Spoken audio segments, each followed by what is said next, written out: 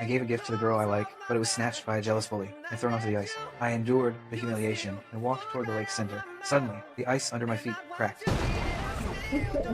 The icy lake water engulfed my whole body. No matter how hard I struggled, I couldn't escape to the shore. I thought I would drown. At this critical moment, I activated my superpower and teleported to the school library. People around were very surprised. Freezing cold, I didn't have time to think and ran home in embarrassment. When my father saw me, he didn't care at all, but scolded me angrily instead. I said nothing and went back to my room, but my father kept nagging. The moment he slammed the door open,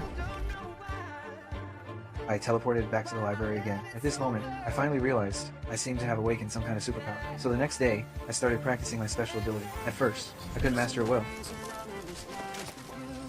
but through constant practice, I achieved some small success. When I got home, I saw a picture of the Empire State Building in a magazine. It reminded me of the memories of my mother taking me there to play. So I thought, with a single thought, and actually arrived at the Empire State Building. While I was very surprised, I also realized my life could be lived differently. Because of my father's violence, my mother had left home long ago, and I decided to leave here too. Before leaving, I said a final goodbye to the girl I like. I wanted to tell her everything, but such a thing was too bizarre. Later, I came to New York and rented a cheap apartment, but it used up all my savings, so I went to the front of a bank. At first, I hesitated, but to survive, this was the best way. I pretended to need to use the bathroom and asked the security guard to take me inside the bank. Then I used the gap to memorize the internal scene. That night, I tried hard to recall the scene I had seen during the day. As a result, I really succeeded. Looking at the mountain of cash, I was overjoyed. I started packing the money right away and teleporting it back to the apartment. I made several trips back and forth until the room was filled. Then I stopped teleporting. From that moment on, my life underwent a huge change. When I grew up, I not only owned my own luxury villa, but also had endless wealth. If you had this ability, what would you do?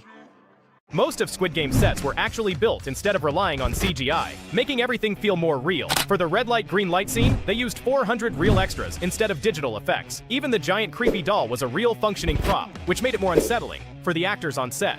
Iconic locations like the pastel staircase and the glass bridge were physically constructed, adding to the show's unique look.